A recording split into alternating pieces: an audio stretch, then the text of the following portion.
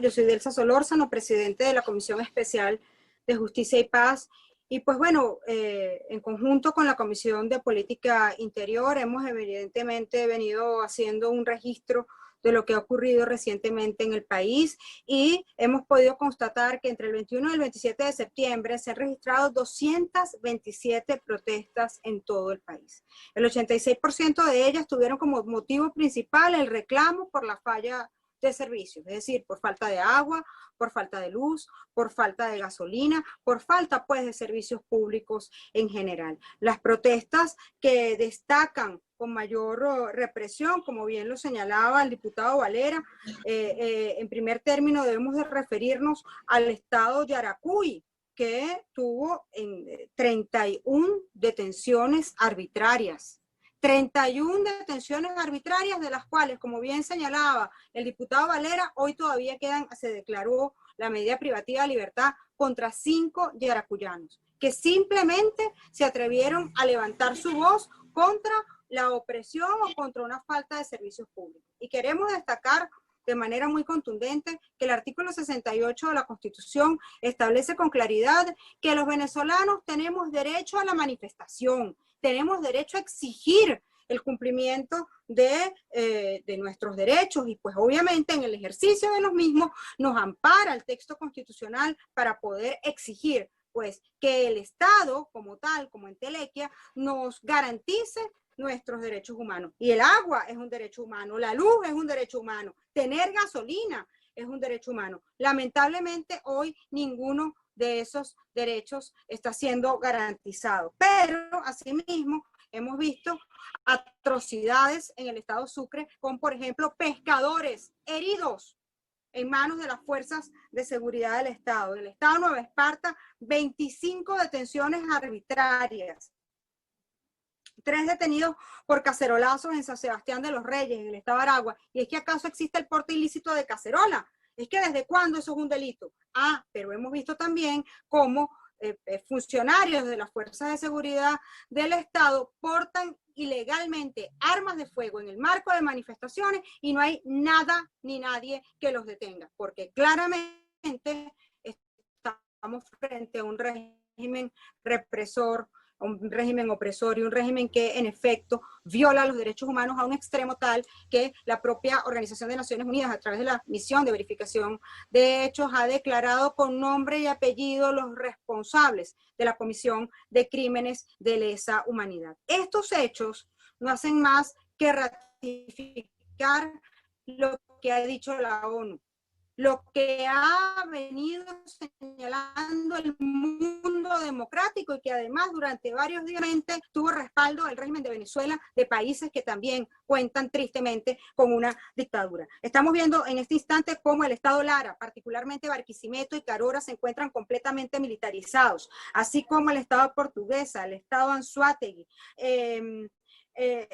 Santa María de Ipire, en el estado Guárico, hubo una brutal represión con bombas lacrimógenas y quiero recordar que el propio artículo 68 constitucional prohíbe la utilización de gases tóxicos en control de manifestaciones. El estado Carabobo militarizado y en el estado Zulia otra aberración más. Reprimen a la gente con el ejército. ¿Y es que acaso dónde están las fuerzas civiles de seguridad? Lo que pasa es que cuentan es con el FAES, que se ha convertido en una fuerza de represión y de exterminio, tal como lo ha dicho incluso la propia alta comisionada de derechos humanos, la señora Michelle Bachelet. De tal manera que cuando nosotros detallamos estas protestas, que por supuesto las tenemos completamente detalladas, por ejemplo, en el estado Anzoátegui 4, en Aragua 1, 1 en Barinas a causa del gas, 2 en Distrito Capital, 2 en Falcón, 4 protestas en Guárico, 6 en Lara, 2 en Miranda, 11 en Nueva Esparta, 2 en Portuguesa, 5 en Sucre, 2 en Táchira, 1 en Vargas, etcétera. Todas estas protestas que se han dado a lo largo y ancho del territorio nacional están ocurriendo porque la nación se cansó de un régimen que no resuelve sus problemas, sino que pretende que a guamazo limpio y a perdigonazo limpio el pueblo venezolano se va a silenciar. Venezuela ni se silencia, se mantiene en pie de lucha exigiendo el cumplimiento de sus derechos, exigiendo lo que no puede garantizar el régimen de Nicolás Maduro, porque también somos conscientes que mientras la usurpación esté en el ejercicio del poder, ellos no son capaces de garantizar derechos humanos. Y muy por el contrario, lo que hacen es responder con militarización de la ciudad en general. Es de destacar que todo esto, en el marco de lo que recientemente hemos visto, no solamente con la misión de verificación de hechos, sino incluso con la actualización del informe de la señora Michelle Bachelet, que si bien tiene aspectos con los que nosotros hemos señalado que no estamos completamente de acuerdo, porque habla, por ejemplo, de garantía de bioseguridad en algunas cárceles de Venezuela, donde hay prisioneros políticos, y sabemos que ello no está ocurriendo, y porque además sabemos que hoy, incluso luego de una fugaz visita de algunos representantes de la Oficina de la Alta Comisionada de Derechos Humanos a Venezuela, donde pudieron ingresar a algunos centros de reclusión, hemos visto cómo varios de los prisioneros políticos, por ejemplo, el capitán de la Sota, que pudo conversar con la misión, está castigado de nuevo en los sótanos de Dijecín simplemente por atreverse a decir la verdad a la misión de la ONU que estuvo recientemente en Venezuela. Sin embargo, es evidente que todos estos hechos que se están documentando, que se está trabajando de manera conjunta, repito, desde la Comisión de Política Interior, pero también desde la Comisión Especial de Justicia y Paz, por todo lo que tiene que ver con lo que debe ser la obtención de justicia en un caso concreto que tiene relación directa con lo que señalaba el diputado Freddy Valera, que es justamente la transición en Venezuela, y pues evidentemente esto también va a ser llevado a la Corte Penal Internacional como medio probatorio esencial de lo que sigue ocurriendo en nuestra nación. No en vano, la propia Organización de Naciones Unidas, a través de la misión de verificación de hechos, ha dicho con claridad que insta a la comunidad internacional a que acudan a la Corte Penal Internacional con la finalidad clara de que definitivamente se declare cerrada la investigación preliminar y se abra la investigación definitiva donde se pueda enjuiciar a los responsables. Sabemos quiénes son y sabemos que el propio Nicolás Maduro, según ha dicho la ONU, estas no son palabras mías ni palabras del diputado Valera, estas son palabras de la misión de verificación de hechos. El propio Nicolás Maduro da orden de reprimir, de torturar y de cometer las tropelías y las violaciones de derechos humanos y crímenes de lesa humanidad que se están cometiendo hoy en Venezuela, así como quienes usurpan diversos ministerios, y nos referimos de manera específica a la usurpación en el Ministerio de la Defensa y a la usurpación en el Ministerio del Interior. Pero también son responsables de estos hechos los directores de los cuerpos policiales y de los cuerpos de seguridad que están cometiendo estos crímenes de lesa humanidad y estas violaciones a los derechos humanos. Asimismo, debemos destacar que no son excusa las órdenes superiores cuando usted comete un delito.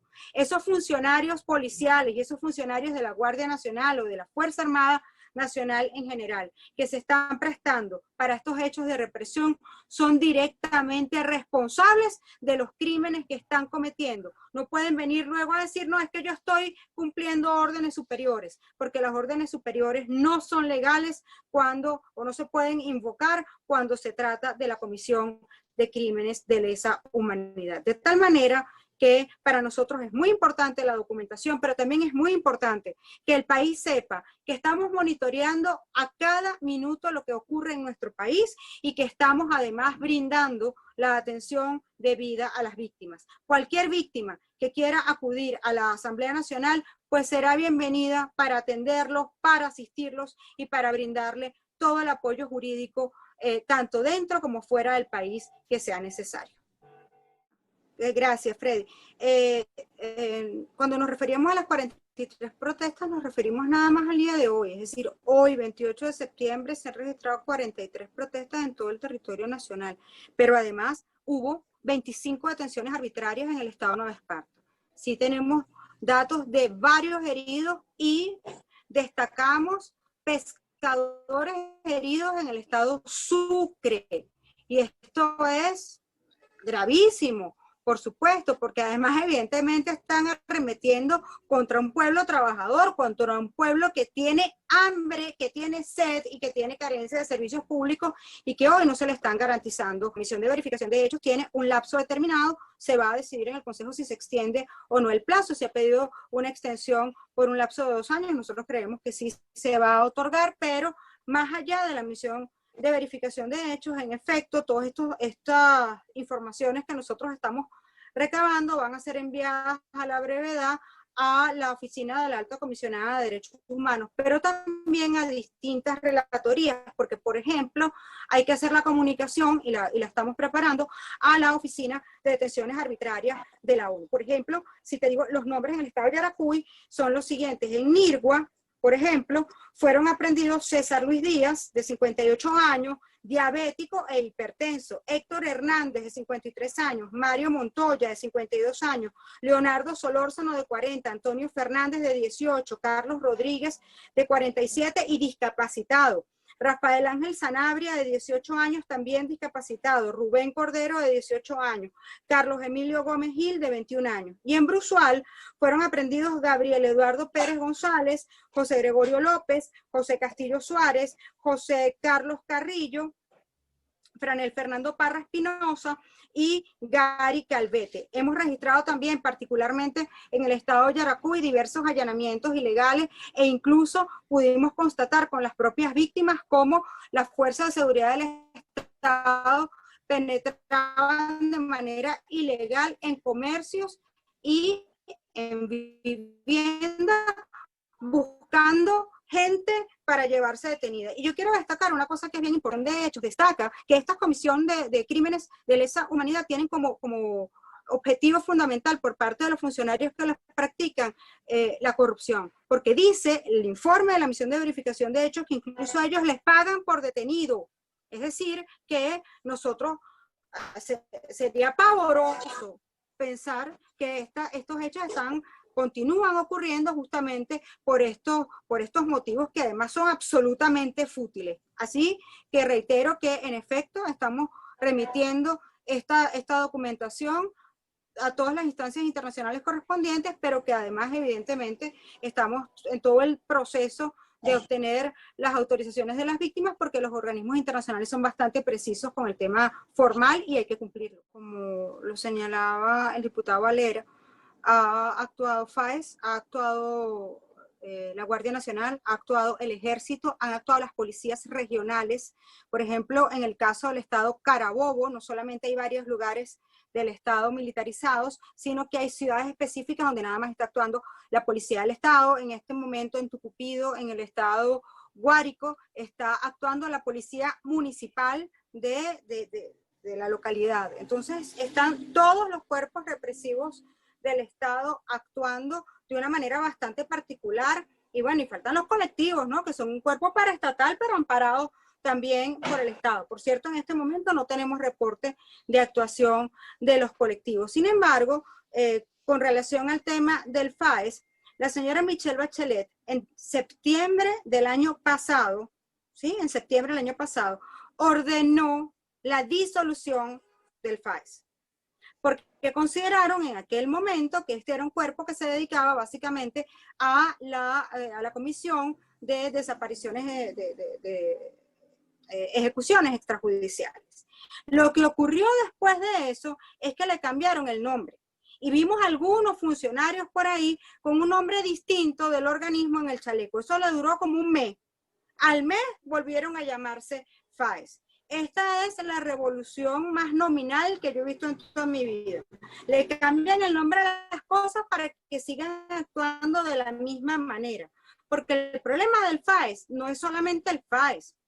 que además sabemos muy bien por quién está dirigido y la vinculación entre el FAES y los colectivos paramilitares. El problema del FAES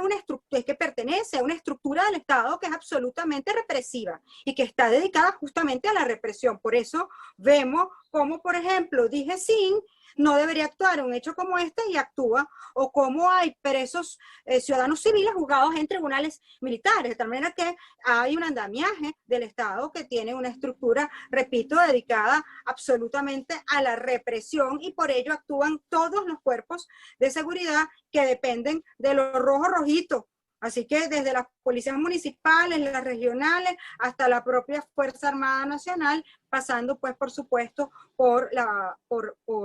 el FAES y el resto de los organismos uniformados del régimen de Maduro. Y en efecto se está haciendo es remitir estos documentos, toda esta documentación que estamos levantando a los organismos internacionales, y es muy importante en esta etapa el tema de la Corte Penal Internacional, por un asunto sencillo. La señora Fatou Bensouda había dicho en su momento, hace meses ya, que no terminaba de cerrar la investigación preliminar y abrir la definitiva, de pasar a la siguiente fase,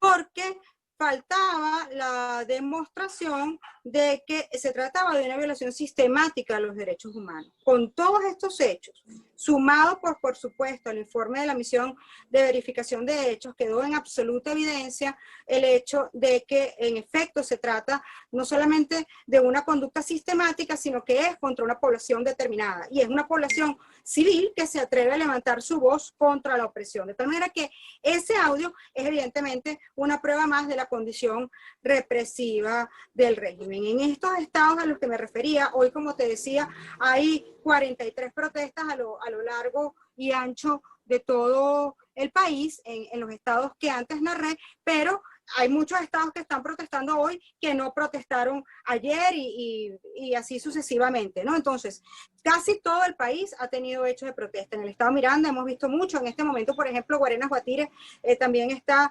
militarizado, tomada por fuerzas de seguridad. Hemos visto algunos focos similares en Los Teques o acá en el municipio Libertador. Todos estos hechos están condensándose en un informe conjunto de ambas comisiones que va a ser remitido a los organismos internacionales.